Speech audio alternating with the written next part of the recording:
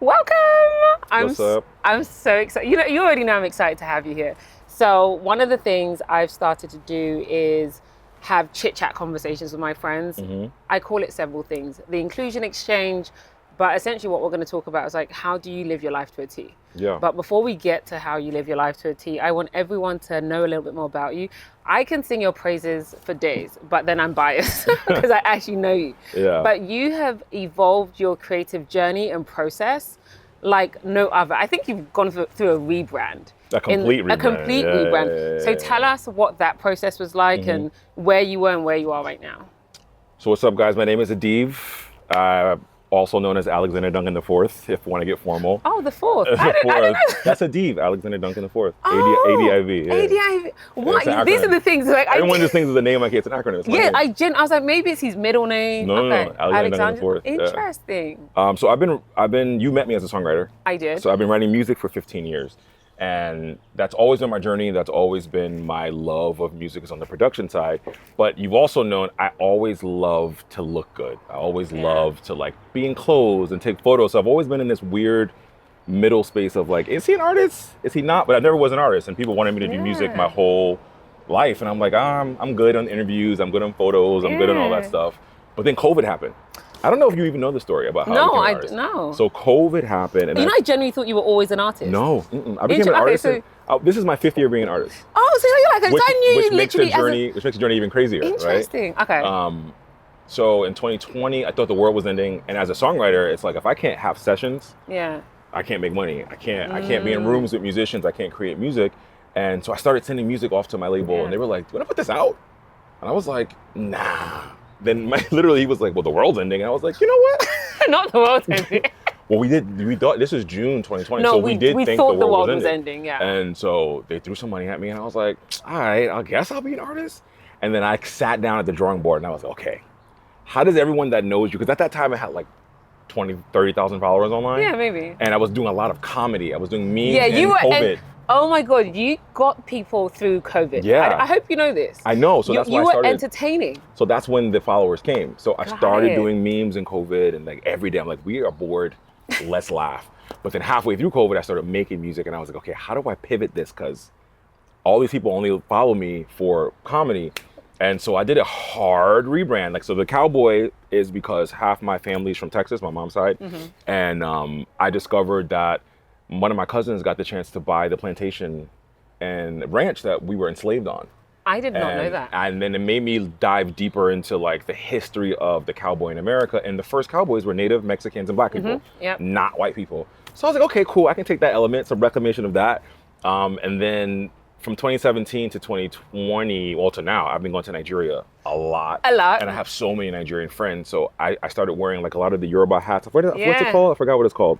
Fila. Yeah. But I have like a bunch of them. Yeah. I started wearing that, and then obviously Haiti. So I was like, okay, how do I do my best to look like a Haitian Nigerian cowboy? A Haitian Nigerian cowboy is crazy. I want you to think about it though. No, I'm thinking about it. That's the brand. That's the brand. That is actually the brand. And so my first music video, I incorporated all those things. But even before the video, I did a hard, just clearing of my Instagram. I was like, I'm clearing everything. Yeah. And I started posting very horses and all this shit. It was tough because when I first did it, I lost 10,000 followers because nobody got it. Nobody knew. No. And I didn't tell anyone I was becoming I thought an you were going artist. through a crisis. But I genuinely thought you were going through a crisis. But I think in part of friendship is you allow people to go through seasons and you're just I'm going to reach out to him to see if he's okay eventually. No one did, which is the beauty of it. I love that because allowing myself to rebrand and then being like, boom, I dropped that video in November of 2020. And everyone supported it. People were like, wait, what? And I was like, yeah, I'm an artist, guys. So that was my journey, and it's been an ever-evolving one because I'm still a songwriter, I'm still in production, but becoming... Yes. Can we? Yes. I feel like this goes back to... I'm skipping over a lot of stuff. You're skipping over the fact that you have written for so many amazing artists in the world. You have won and been nominated for several awards, including the Grammys. Yes. And it's just that's a testament to the graft. I sometimes think, people just pop up and they're famous or they are popular. And it's there was 15 years of I talked about this on TikTok maybe a couple weeks ago. I'm a recording academy member, so I voted. And I just described the process, and all these Billie Eilish and Taylor Swift fans were like, who are you? I don't know who you are, yada, yada. And it got me thinking, people really don't respect people unless they are famous. Facts. And 95% of every industry is people who are unknown and unheard of. Yeah. But I started writing music when I was 16. Oh, wow. When I was 16. I didn't know that. And I became a professional songwriter after college. Like I went to graduate school in London, and then I worked at Credit Suisse for 3 years. I've had so many different lives. And then I became a songwriter, and it was that was the toughest transition for me, going from like full-time employment banking to like, I got my first advance and not knowing how. I was like 23, 24. I was like, oh shit, this is my salary. Spent my whole advance in 6 months. And then I was like, okay, and January, then you're broke. I had no money for 5 years. So this journey has also taught me how to like pivot, taught me how to be resourceful, taught me about community. But being an artist now has changed my life immensely in ways that I would never imagine like 5 years ago. Like all the red carpets, like being talented instead of just being in the background, brand opportunities. It's a wild shift, but I'm excited for it. What I actually love that you touched on is the fact that like you've worked hard for it. And I think it positions you in the best place where you can actually speak on the hustle, the grind, and the downside. I think oftentimes people always like, Teee, you know, all these amazing people. And I'm like, I've seen them at their lowest. I have seen them at their lowest. And I remember in 2021, and I remember, I think we had a phone call or we met up. I can't remember because our lives moved so fast. And you were like, I'm not doing well. Yeah. That was the year of your wedding, wasn't it? The year before my wedding. Okay, yeah. It was the year before my wedding. And that's why I couldn't make it, because I had, and you know, no one shares these things, right? Our Instagram is our highlight reel. No one's online sharing their sad times. And if they do, we think they're going through a mental breakdown, right? So there's no soft gray space, but I've learned that we have to, if your friends talk to you, you have to share with your friends. But because of like that amazing 2020 year that I had, everyone thought everything was good always. And then I had a family crisis that almost took me out. And then that affected the music side. So I wasn't producing what I needed to produce. And so when 2021 ended, between my manager, my label, everyone was like, hey, like you are in risk of not being able to make more music if you don't get your shit together. Then I did. And 2020 was a year of growth and just leaning on people and trying to pivot. Like my key word I always tell people is you have to have the ability to pivot. And pivoting means leaning on your friends, leaning on your community, leaning on your resources, your brain, like leaning on old experiences you've had, you know? And people don't have that ability. And it's actually fucking wild to me. It's like, crazy. Yeah. I respect the fact that you knew that you had to pivot and you had to take risk. And I'll tell you when. I knew you were going through something because you actually called me and you're like, hey, I'm not doing well. And I was like, okay, how can I help? Yeah. And you were like, I'm trying to get into the creative space. I'm trying to get into advertising. I'm trying to get into any space that will hear me. Mind you, I'm here thinking you've been an artist your whole life. Yeah. So I was like, we need more diverse creatives in advertising anyway. Do you want to come and perform for us at work? And I feel like that may have been the first time you did it. I don't know, but it was an opportunity for me. And this is the thing I love about the work that we do, is I get the opportunity to bring people into spaces they aren't often invited to. Yes. Right? Because it's not the loudest sometimes. I don't care about being the loudest. I care about, can I give someone an opportunity that's going to open up their portfolio? Yeah. And I remember passing you back to my team and I said, hey, we need someone to perform. It's a cultural moment. There's this artist that I think is amazing and it's different. And I remember bringing you in and, you know, we went through the proper process because I'm still a process person. And then I remember being like, I have friends who are strong enough to take risks because I'm sure you were nervous. Well, in that instance too, I know like the kind of person you are, and community means everything. I think to all my friends, and I think you really appreciated it because when you offered it to me, I said, hey, can I bring more artists? Yes. And you were like, what? I was like, can I bring? I said, I think there needs to be a Black woman, maybe a Latina. And you were like, yes. Yeah. You know? So I think that actually drove it home for you. It's like the fact that I didn't want it to be about me. I made it about more people. And so you see, I remember that because this is a few years ago. And I love that because I say this to people all the time. You have to bring people in. If you're not bringing people into spaces you're in, then you're always going to, what's the point? What's the point? You're always going to be the only one in the room. And you're like, oh, I want to bring one of my friends. I want to do that. I said, this is your show. Right. You take it and you create it. And it was a success and we got great reviews from it.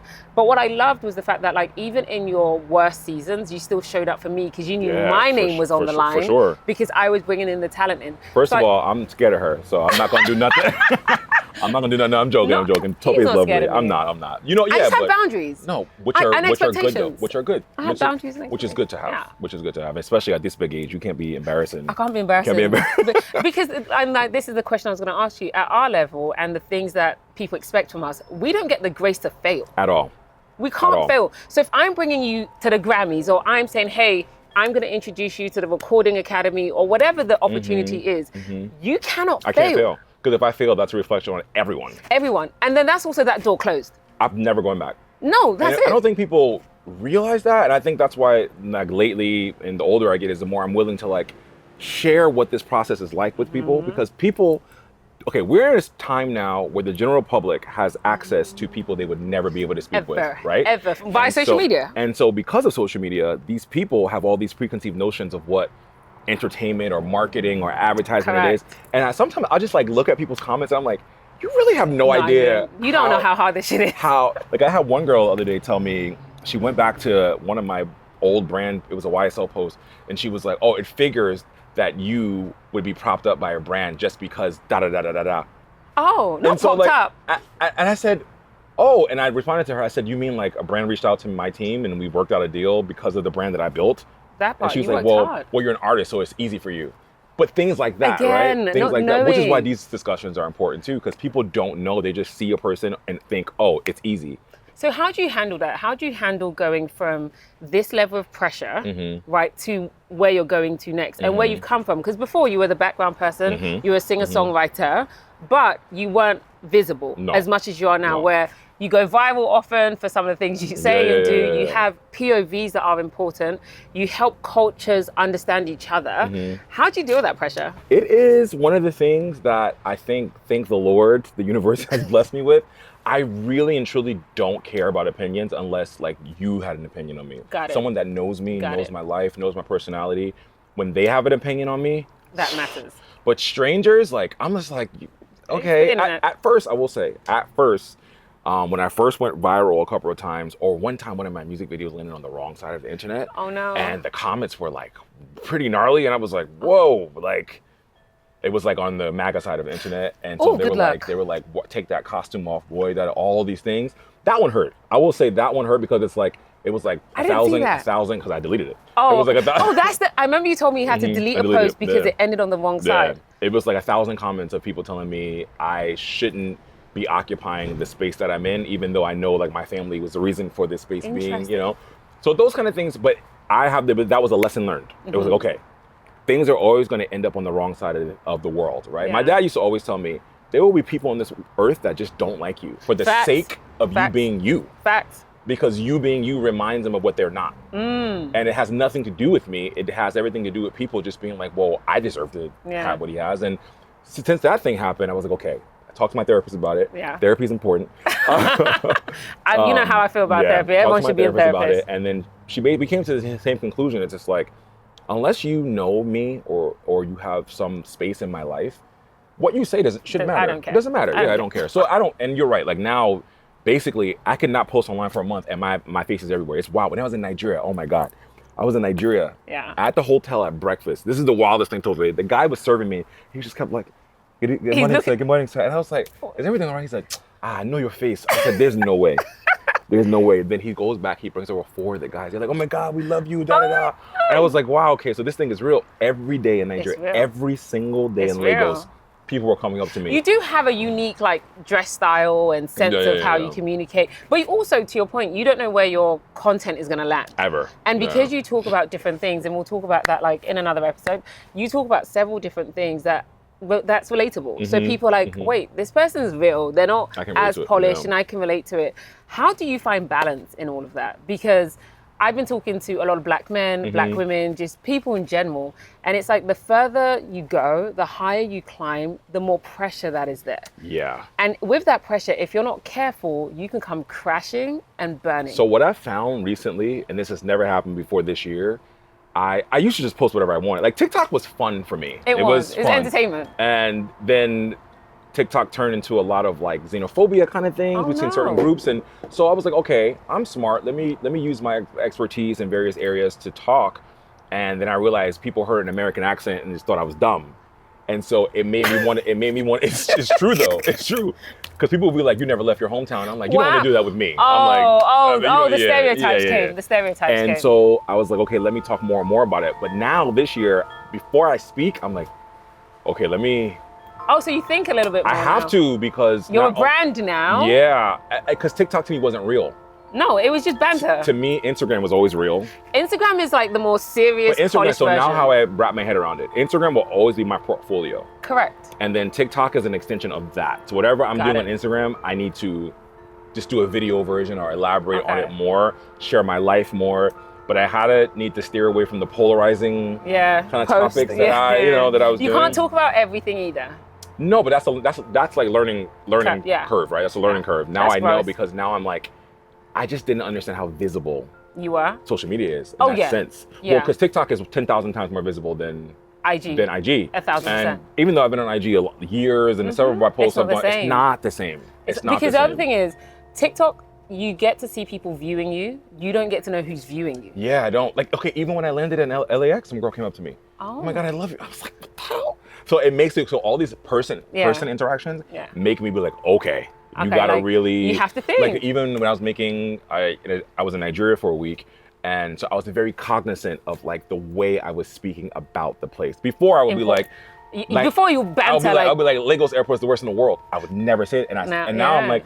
I was like, I landed in Lagos Airport. It's usually like the Hunger Games, but look at this new thing. Good job, Lagos. You guys did a great thing. Gross. But it's still saying the airport is difficult, but it's like, I can't bash. And this goes back to being intentional with your influence. Yeah. And the reason I have an issue with a lot of influencers is once you know that you are impacting people, you have to be cautious of what you say, regardless of whether you don't want to.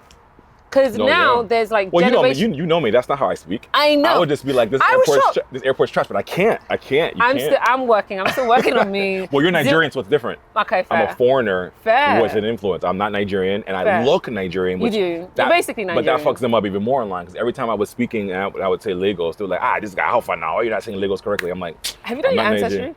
Yeah, I'm 55% Nigerian. That's what I was like. I feel like we had this conversation while you're Nigerian. From like Southeast, which is Inambra. So I'm very Igbo. Like, it's not even a joke. That makes sense though. Yeah. I can see the Igbo thing. So how do you find balance? As you're climbing up and as all these experiences are happening to you and you realize that you're having this much influence and impact. So I do think I've seen conversations online where people are like, actually, you made me think about what you said. So you're having this much influence. How do you create balance to make sure it doesn't overwhelm you? I think it has become overwhelming in some instances.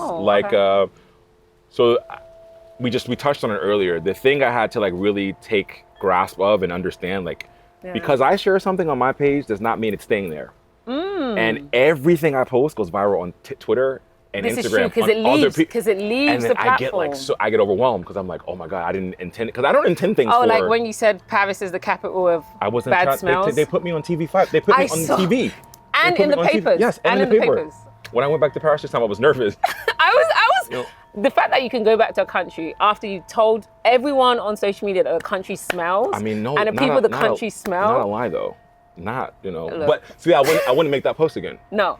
Is that post still up? Yeah, I'm not taking it out. Because me, thing about me is like, I said what I said. Yeah, no, like, I'm that person. I said what I said. Because nothing I ever say is actually wrong. Not to say I can't be incorrect. I always mean what I say. Yeah. Like, so you haven't found balance is what it sounds like. I'm looking for it. It's getting there. I mean, because like I said, it's every month is a new, it's like it continues to like. How do you take care of yourself? So I asked that intentionally because our definition of taking care of ourselves looks different in this season now. So for me, you going to support your friend for his 40th birthday, that's you taking care of yourself. That was a break too. That was fun. Yeah. Granted, you created content, you had fun. But that was easy. But that was easy because it wasn't like a task. So are you more intentional this season carving out the time for your people? Yeah, Than you've ever been? I think part of the balance is making sure the older I get and the more time consuming all facets of my career are, because it's not just music now, right? No. It's the music, It's it's the the brands, it's the online. It's like, okay, I got a brand deal with Vice to narrate some stuff because of the way I talk. So it's like, okay, it's not just this one siloed lane. There's various aspects. So like I'm wrapping my head around that, but I think keeping my real friends close, like close under my armpit. So I could text you and be like, yo, Alex. Under my armpit, basically. I think that helps me always hold a grasp on reality, because I don't hang out with all bunch of influencers. I don't hang out with celebrities, because work for me is going to hang out with celebrities. Correct. Like going to an award show, going to this event, and that stuff is time consuming and taxing. So I think the older I get is like, you know, we always say this word, but community matters, and like people who are in your stratosphere that you know will always center you, who aren't your family. I think that matters a lot. I've heard that so many times while I've been having these conversations with my friends. Is like, in order to feel grounded, go back to your home base. And I noticed that when you are at burnout, you actually go home to New York. Always. All the time. Always. You go home, you hang out with your brother, you hang out with your mom. I gotta see my family, my niece, like. And like that becomes a thing that. So like my brother's in Arizona, and after I went there like a month ago to see him. I'm gonna go every month. Oh, nice. 40-minute flight. I'm gonna go see my niece. And I never did it before, but I left there feeling so good. And I'm like, oh, that's what I need, you know? So now you're realizing what you need to do to pour into you. Yeah. And just do more of that. I mean, it's a journey to get there for all of us, including, it's tough to realize, like, because life doesn't stop. And like the thing about our generation is we're the first generation to actually care enough about ourselves. And we understand that if you care about yourself, then your child, your partner, and everything flows easy. Whereas our parents were like, they just worked. But I call it a work-life blend, because everyone's like, I want work-life balance. And someone else on another episode told me it's actually work-life. It's not work-life balance. It's not work-life blend. It's rhythm. Yeah. It's a work-life rhythm. But have you found your rhythm? Because I have. You work a lot. I do work a lot. You work a lot. I do, but like this to me is stuff we will do anyway. Yeah. I think that going to dinner, going to the beach, I'm trying to be a little bit more intentional. Similar to you, it's like when I feel like I'm losing myself, I go back home. Yeah. Or I do a solo trip. Yeah. And I was saying we know she'll do a solo trip. I will do a solo trip. I'll be on a plane. She has more miles than anyone I know. Wow. More than you? Yeah, easily. What? Tope, how many times have you flown this year so far? This year, like 30 flights. That's not that much. Taking like 10 maybe. Okay, fine. We're working on it. That's what I'm saying. It's a working process. So just as we wrap up, because I feel like we can talk forever, what would you change and what would you do differently as it pertains to like you as a creative? What would you change?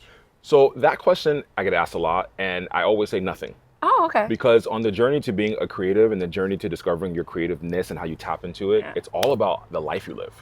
And the life I've led and the life I lived has provided me so many different variables and scopes in the world that help me harness that into whatever creative lane I'm in. Like going to school, going to grad school, living in London, living in Asia, working in New York, like doing all these normal things have always helped me on this side of my life. And if I started being creative at 21, I probably would be crazy.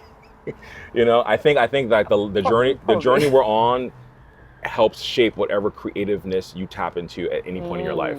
So I would never change anything. So interesting. I haven't heard anyone say they wouldn't change anything. Everyone has that thing. It's like, I wish I started sooner. I wish I quit sooner. So I could say that if I'm being honest, I could say I think often if I started when I was 21, I would be on a billboard right now. Okay. And on you still get checks though. No, you know what I mean. Like I would be on selling out stadiums if I wanted that. Like I didn't want to be an artist when I was 21. Okay. I've always wanted to be a songwriter. Yeah. And I think maybe if I started the songwriting journey earlier, I would be able to have all the Grammys in the world. But I have 2 Black parents. I couldn't. I'm the eldest boy. You know the direction. Eldest boy too. I said, you know what? If I go to school, they'll pay for it. They'll be happy. If I go to grad school, they'll pay for it, and then I can. And I did it. And my journey's still my own. I've just started maybe 10 years later than everyone else. Yeah. And what could the creative industry do to be more inclusive to individuals like you who don't have the traditional I think background? The creative industry in total needs a complete revamp. I think the hardest thing about it is it's all just like, it's kind of like the US tax system. You're not taught it, you just have to figure it out by trial and error, right? And then if you mess up, you're going to jail. If you mess up, it's your last shot. And it's a predatory culture on all sides, whether it's like graphic design, songwriting, videography, photography. It's predatory. Production is very predatory. And people it's who you know. People don't have support. And there's a lot of nepotism involved, a lot Yeah. of that stuff. And I think we need more honest and genuine people who want to help. And I think a big part of my career, whenever I have a chance to like put together a writing camp or put together things, I always try to bring people who I know need a bit of help and mold. But there are people not like me. And I think that's the key. Yeah, that's the key. I think that's and I'm obviously in the creative space, and to some extent, I'm in advertising and marketing, etc. And I think you've nailed it on the head. I think the creative industry needs a revamp. It needs to be honest about the nepotism that exists and the fact that in order to truly foster an inclusive space, you have to bring people that don't look like you, come from the same background as you, and you actually have to go out and find it. But they don't want to do that. I saw a brand trip. You said it, not me. I saw a brand trip the other day that I was in the running for, and I'm not going to say the name of the company, but I saw they're in Aspen, and every single person was 6 foot, white, with blue eyes. Same profile. Same profile. And I was like, I looked at it and I said, and you think this is success? And I'm like, you think that's a success? We have a way to go. Because I saw the girl, I found her on Instagram, and she was like, I'm so happy, I'm so proud of myself. And I'm like, no. 8 white men is your, but like you said, you have to go out of your way. You have to go out of your way. And I think you have to be intentional about bringing people who don't look like you into that room. Yeah. And that is what the creative industry is missing. Yeah. But we're going to have to wrap because we're going to keep talking. We can talk forever because we're actually friends. Thank you so much. I hope this has been helpful to anyone who is on a creative journey, who thinks it's easy, but it requires... But hard work pays off. Hard work. I know. I see the bracelet. I see the watch. I see the first class flight. Don't mind her. It pays off. No, it pays off. It pays off. And I'll leave on this: notoriety and being known means nothing. Because we know people. I know people, this is personally, that that are famous, that are on TV, that live in a 2-bedroom apartment with 4 people. Yep. Who have no money and who are struggling. So work hard, be smart, and focus on network and focus on checks more than notoriety. Facts. That's where it's at. We've been there. Yeah. I appreciate you for joining Life to a Teee. Thank you for having me. And I really do hope, I say this to all the black men especially that I have on the show, I want to grow old with you. Yes. So I need you to take care. Oh my God, yes. I received that. I need you to take care of yourself. I received that. As much as you take care of everyone else around you. Because we didn't touch on that, but I know you do that as well. Definitely. So thank you. Thank you.